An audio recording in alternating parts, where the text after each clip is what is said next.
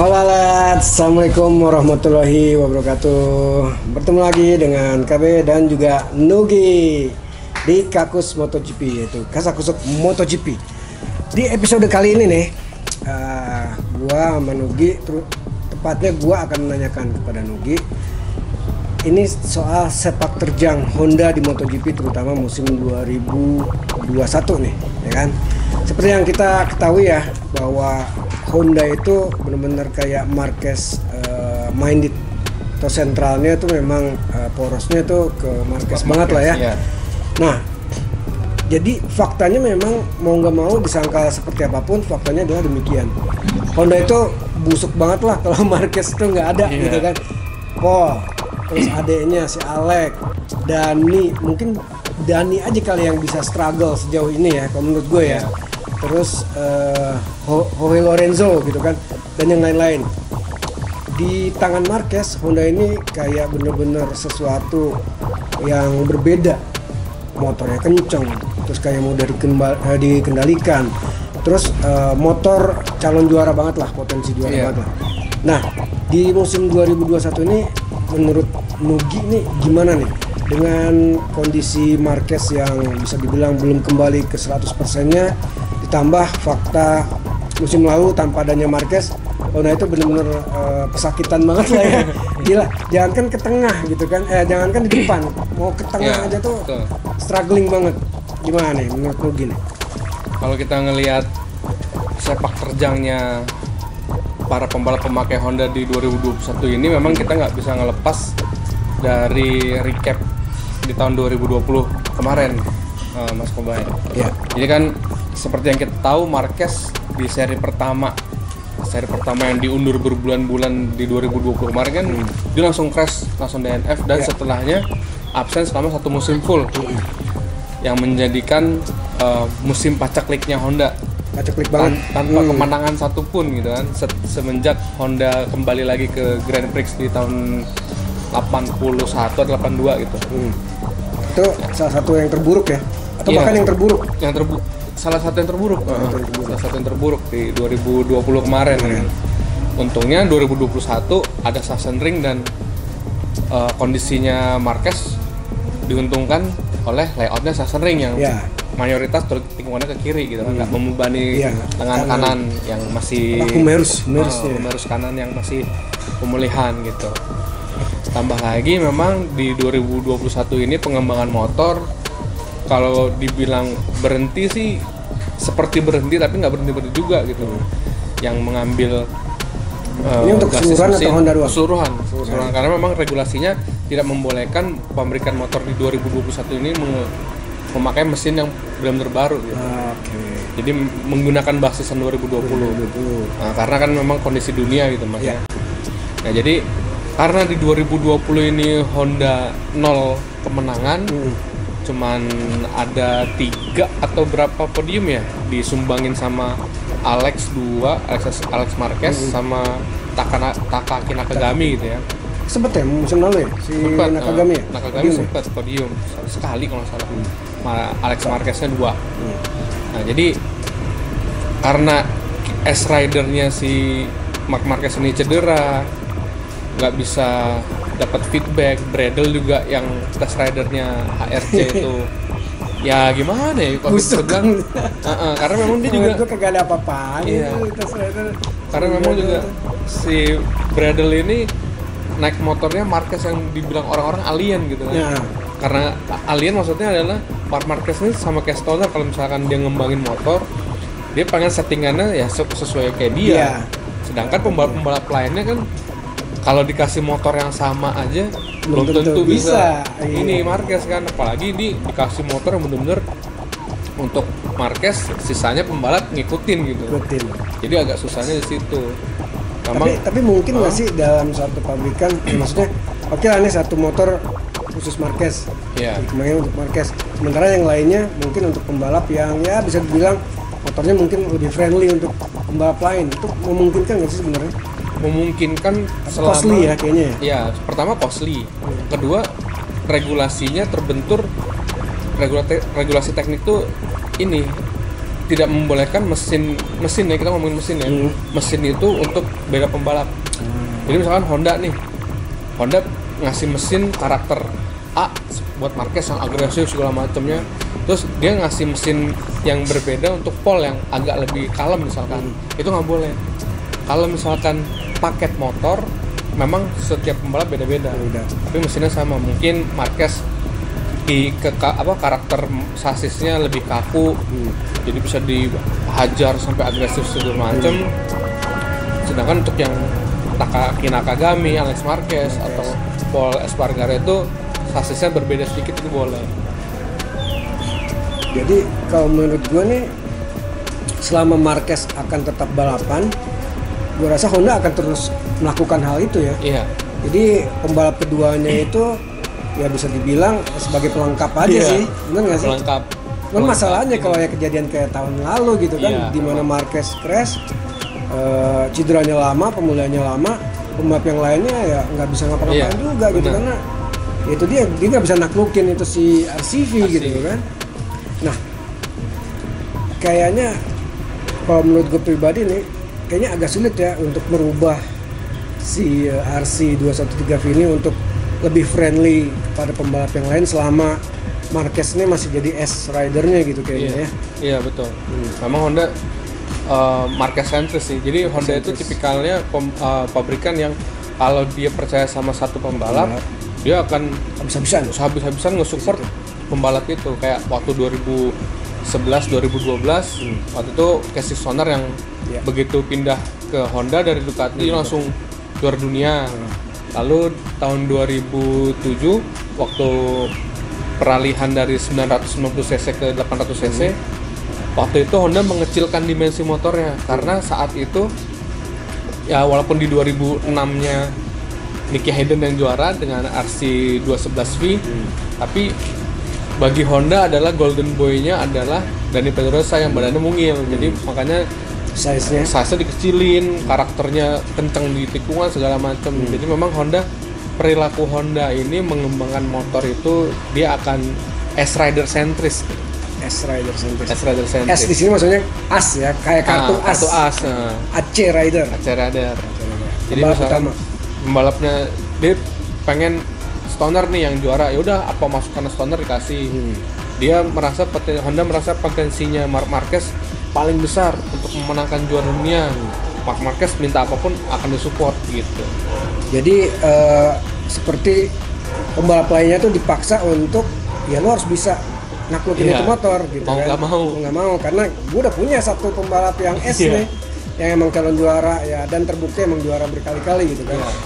Nah sekarang kembali ke musim 2021. Kira-kira sampai akhir musim gimana nih menurut Nugi nih kansnya si Honda nih? Sampai akhir musim saya ngeliatnya Honda masih tetap akan Marquez. Ya karena Marquez yang absen di seri-seri awal 2021 aja, dia masih sebagai rider Honda paling tinggi di klasmen sementara pembalap. Ya walaupun dia udah absen loh 2 seri atau 3 seri awal itu dia absen. 2 seri kalau nggak salah di 2 Qatar. Begitu di Portimao seri ketiga dia ikut, tapi tetap dibandingkan sama Paul Espargaro, dia masih jadi yang terbaik. Kalau di klasemen sementara kan ya, kalau diintip dia ada di posisi ke-11 ya. Gara-gara kemarin DNF jatuh dapat poin nggak sih? Dapat 15 ya kalau nggak salah ya. Dapat poin 1 ya. Nah ini ngelihat sisa 6 seri ya? 6 atau 7 seri? 6 ya? Salah. Ini kira-kira Marquez nih bisa ada di peringkat keberapa nih di akhir nih? Di akhir?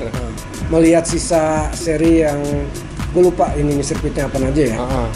Dari mulai Silverstone yang besok. Ya Silverstone, nanti ada Aragon, mungkin ada Phillip Island. Kalau nggak salah Phillip Island udah batal lagi. Tapi kalau saya ngelihat kalau ditanya untuk prediksi posisi Marquez di klasmen akhir, saya rasa dia bakalan 10 besar mas. 10 besar ya? Sekarang aja posisi 11 kan? Ya 11 dia dengan 59 poin. Di atasnya ada Jorge Martin. 64 poin, berarti bedanya 5 ya? Iya, 5 poin. Ini sementara kalau kita lihat 1, 2, 3, 4, 5, 6, 7 8 seri sih kalau dilihat di karena dengan catatan itu Amerika masih berlangsung ya. Karena sampai saat ini juga belum ada konfirmasi yes or no buat balapan di Texas tuh. Oke. Ini kalau ngelihat klasemen sementaranya sih 10 besar kayaknya masih masuk akal ya. Iya. Masih masuk akal. Kecuali Marquez-nya ini dia crash lagi. Iya. Ya kan?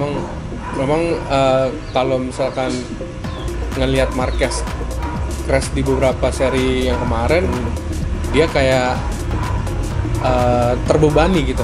Lebih kepada dia crash karena beban, terus dia menang gitu kan. Karena kan yang waktu di Le Mans saja dia dalam kondisi yang basah gitu kan.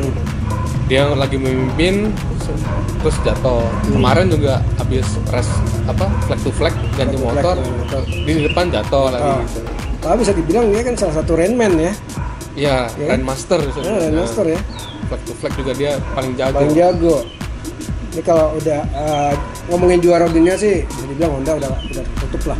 Iya. Mungkin konstruksi juga konstruktor juga susah. Susah ya. Iya. Karena perhitungan konstruktor kan diambil dari pembalap yang pakai motor itu yang finish posisi tertinggi. Bahkan dibandingkan dengan Takaki Nakagami ini cuma beda 4 poin nih. Takaki 12. Untuk seorang master gitu ya, untuk seorang legend untuk Honda gitu kan. Ini emang agak-agak menyedihkan nih sih Marquez nih gitu. Mungkin ya itu salah satunya faktor psikologis juga kayak karena di comeback dan kayak diwajibin lo harus menang naik poin. Ada beban sendiri. Sementara mungkin kondisi fisiknya belum 100% gitu. Ya, memang. Jadi gitu Let's, untuk Honda ya mohon maaf 2021 ini tertutup ya untuk jadi juara dunia. Konstruktor juga mungkin di 5 besar akan sulit. 5 atau 4 besar mungkin. 3 besar mungkin agak susah sih. Susah ya. Karena ada KTM dan Ducati juga.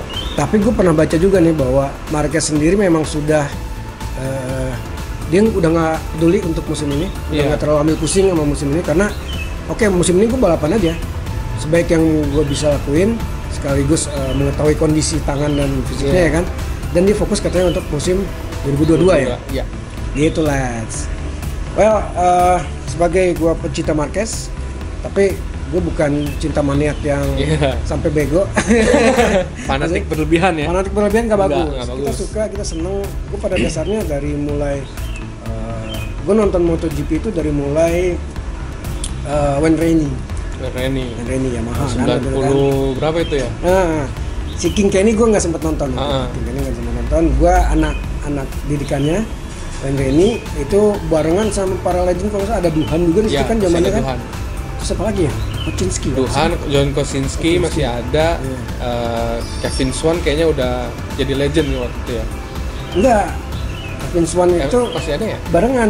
Setahu gue sih gue barengan. Wayne Rainey kecelakaan, lumpuh. Oh ya. Duhan mencuat kan.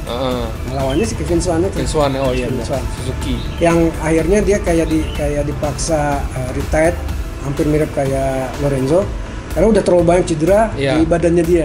Tapi sebelum dia pensiun dia udah sempat jadi juara dunia bawa Suzuki. Ya kan. Nah, itu bisa dibilang Kevin Swan tuh Suzuki banget lah. Udah melekat banget di Kevin Swan. Nah, sampai akhirnya Rossi juga, terus era Rossi mulai agak-agak berakhir. Datang Jorge Lorenzo kan. Cuman waktu ada Jorge, gue tetap waktu itu lebih ke Rossi. Gue pribadi. Tapi waktu ada Casey, gue lebih ke Casey karena mungkin gue suka kali gaya balapnya dia gitu ya. Ya justru ngingetin gue ke Rossi zaman dia masih berangasan waktu muda gitu kan. Gue suka kayak gitu. Nah begitu ada si Marquez, gue suka ke Marquez. Tanpa gue harus membenci Rossi juga, gitu kan? Karena ya yang namanya legend itu akan selalu tergantikan sih. Iya, pasti. Setiap orang ada masanya seperti itu, ya betul. Begitu Let's. So sebagai penutup kita nikmatin aja MotoGP yang tersisa. Yang pecinta Rossi silakan tetap semangati beliau karena ini musim terakhirnya. Musim terakhir udah fix. Terus nanti kita akan bahas ya. Mungkin di next episode soal Rossi.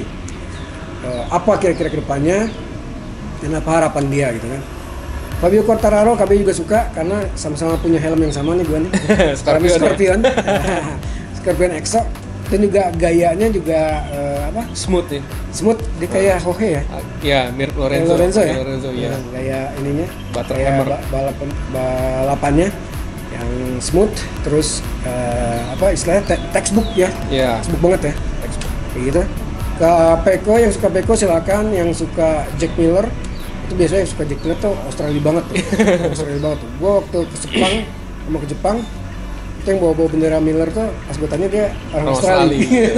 Karena memang nggak ada penerus setelah Duhan dan Stoner. Oh, Stoner ya benar. Iya. Stoner. Nggak ada penerusnya lagi gitu kan. Jadi mau nggak mau tumpuannya harapannya orang Australia itu si Jack Miller sekarang. Miller. Tapi somehow nggak tahu ya. Gue Duhan dia orang Australia gue suka. Casey dia orang Australia gue suka. Tapi ke Miller gue nggak tahu nggak suka ya. Bukan nggak suka tuh benci maksudnya ya bukan yang favorit. Bukan favorit gue gitu. Oke, let's jangan kemana-mana, stay tune di Kakus MotoGP bersama KB dan juga Johnny Nugi. Bukan Johnny Lono ya. Thank you, assalamualaikum warahmatullahi wabarakatuh. Kita makan siang dulu.